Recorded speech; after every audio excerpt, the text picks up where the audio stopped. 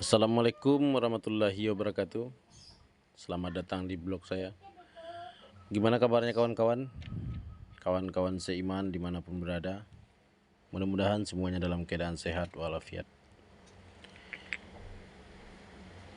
Di video kali ini saya akan melanjutkan membaca surat Maryam, yaitu surat ke-19.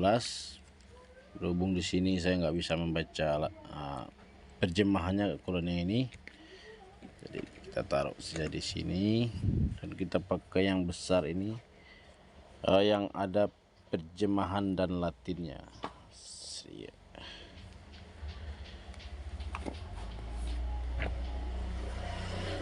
Di video sebelumnya saya sudah membacakan ayat 1 sampai ayat ke-7.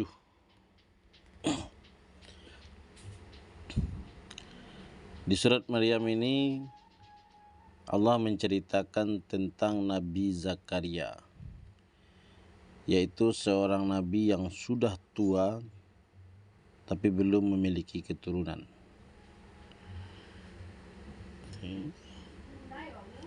Dan kemudian dia berdoa kepada Tuhan dan mengeluhlah istilahnya. Berdoa kepada Tuhan dengan penuh harapan, dengan bahasa yang sangat lembut. Bunyi bahasanya itu, "Ya Allah, ya Tuhanku, sesungguhnya tulangku sudah lemah, ubanku sudah tumbuh, gigiku sudah copot banyak, sedangkan aku belum memiliki anak atau keturunan untuk meneruskan nama Zakaria itu." Dengan doanya yang tulus ikhlas itu, kemudian Allah mengabulkan doa Nabi Zakaria itu, yaitu memberikan keturunan kepada Nabi Zakaria, seorang laki-laki yang soleh, dan Allah langsung yang memberi namanya, yaitu Yahya. Oke kawan, kita akan lanjutkan membaca ayat yang ke-8. Auzubillahi minasyaitonirrajim. Bismillahirrahmanirrahim. Di kisah Nabi Zakaria ini dan Nabi Yahya ini banyak kisah yang kita ambil yang bisa kita jadikan pelajaran. Dan juga kisah Nabi Zakaria dan Nabi Yahya ini menyimpan sejuta cerita kesedihan akhir hidupnya yang sangat menyedihkan, baik itu Zakaria ataupun itu Nabi Yahya. Bagi kawan-kawan yang ingin membaca kisah Nabi Zakaria dan Nabi Yahya itu, bisa membacanya di Kisah Para Nabi dan Rasul. Banyak bukunya itu yang dijual di toko-toko buku ataupun di Google, itu tinggal diketik saja kisah Zakaria, maka Google akan mengeluarkan kisah tentang Nabi Zakaria. Oke kawan, kita akan membaca ayat yang ke-8. Dia Zakaria berkata, "Ya Tuhanku, bagaimana aku akan mempunyai anak padahal istriku seorang yang mandul dan aku sendiri sesungguhnya sudah mencapai usia yang sangat tua." Nah, di sini Zakaria ini berdoa kepada Tuhan meminta seorang anak, tapi dia menyadari keadaan dirinya dan juga keadaan istrinya. Istrinya sudah mandul, sudah menopause, dan dia juga seorang sudah tua gitu, sangat tua sekali katanya. Bahkan berjalan pun dia harus menggunakan tongkat. Jadi menurut pemikiran Nabi Zakaria waktu itu, tidak mungkin dia itu bisa memiliki anak, apalagi istrinya yang sudah tua itu. Dan kemudian Allah itu menjawab doa Nabi Zakaria itu di ayat ke-9 di surat Maryam surat 19. Allah berfirman, "Demikianlah Tuhanmu berfirman." Ini malaikat ya, malaikat itu menyampaikan wahyu kepada Nabi Zakaria bahwa Tuhanmu berfirman, dan bunyi firman itu, "Hal itu mudah bagiku. Sungguh engkau telah aku ciptakan sebelum itu, padahal waktu itu engkau belum berwujud sama sekali." Nah, kata Allah, tidak sulit bagiku untuk mengadakan seorang anak di dalam rahim seorang perempuan.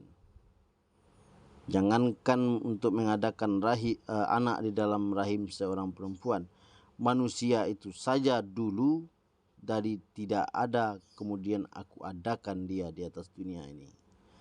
Itu sanggahan Tuhan kepada Nabi Zakaria, karena Nabi Zakaria itu ragu apakah mungkin Allah itu mau atau mampu memberikan dia keturunan.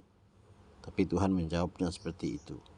Jangankan untuk menciptakan seorang anak di dalam rahim istrimu, kamu pun dulunya tidak ada dan kemudian menjadi ada.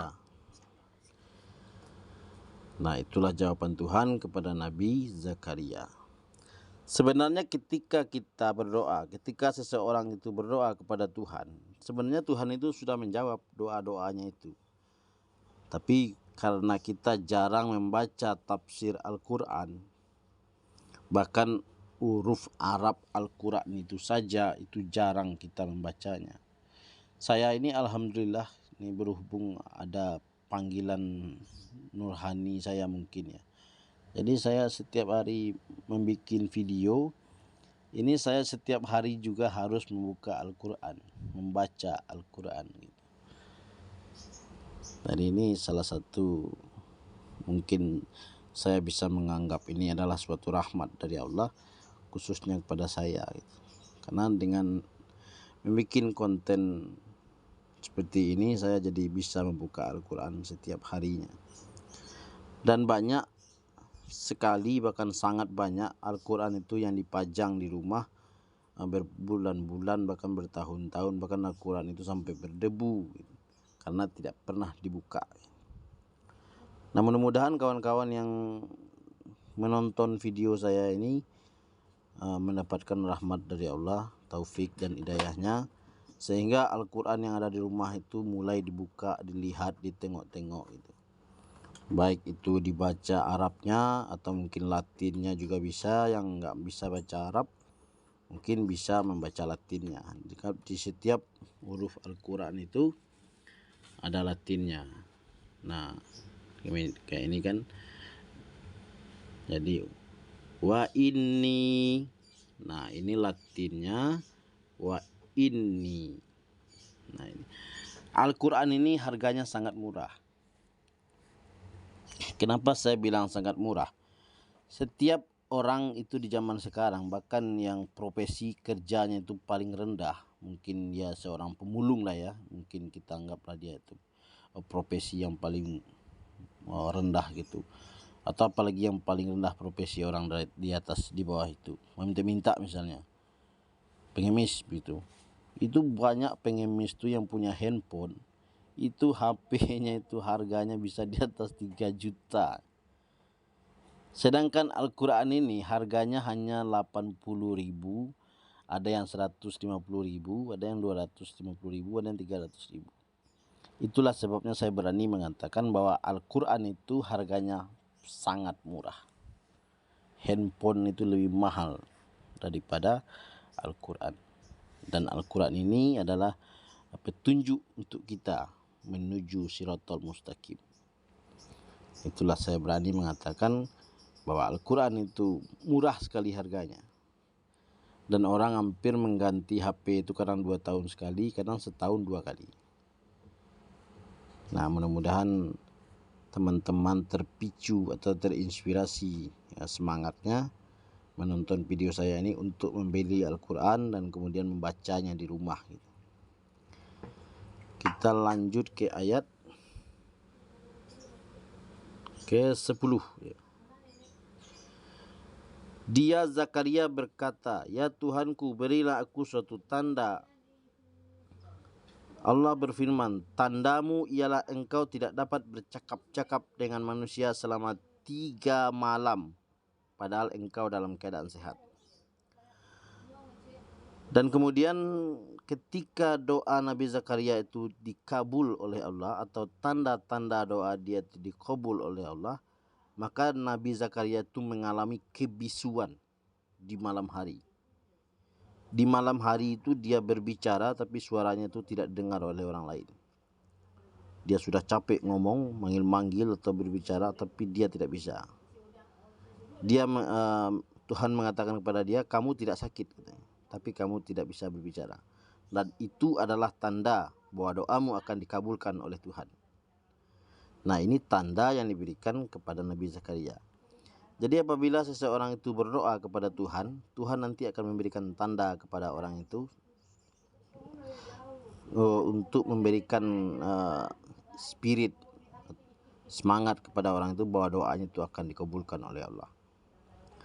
Termasuk doa orang yang bertobat kepada Allah. Orang yang bertobat kepada Allah kemudian melakukan sholat taubat, dan itu akan terlihat tanda-tanda di diri orang itu bahwa tobatnya itu diterima oleh Allah. Salah satunya itu mukanya menjadi cerah, bersih mukanya. Itu tanda-tandanya dosanya sudah mulai diampuni oleh Allah Subhanahu wa ta'ala.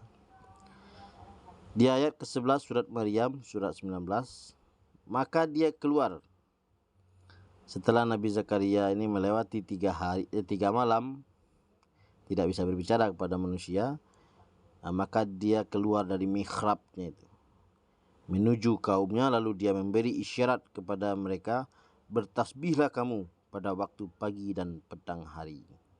Nah, itulah nasihat yang diberikan oleh Nabi Zakaria kepada kaumnya waktu itu. Bertasbihlah engkau di waktu di waktu pagi dan petang hari. Bunyi tasbih itu subhanallah walhamdulillah wala ilaha illallah wallahu akbar. Itu artinya. Itu tidak asing lagi ya. Banyak orang yang tahu dan banyak orang yang bisa membacanya. Terima kasih kawan atas waktunya. Dan yang senang dengan video ini silakan berbagi dengan kawan-kawan yang lain. Silakan boleh di like, boleh di subscriber gitu. Mudah-mudahan saya diberikan oleh Allah kesehatan, khususnya kesehatan mata, supaya saya bisa membaca tafsir ini. Kalau bisa sebelum meninggal dunia saya sudah bisa menamatkan membaca 114 surat. Semuanya tergantung kepada Allah dan semua tergantung izinnya. Mudah-mudahan kita semua selalu diberikan keberkahan, kesehatan oleh Tuhan, sehingga kita bisa melakukan apa yang diperintahkan oleh Tuhan itu dan menjauhi apa yang Dia larang. Terima kasih kawan. Assalamualaikum warahmatullahi wabarakatuh.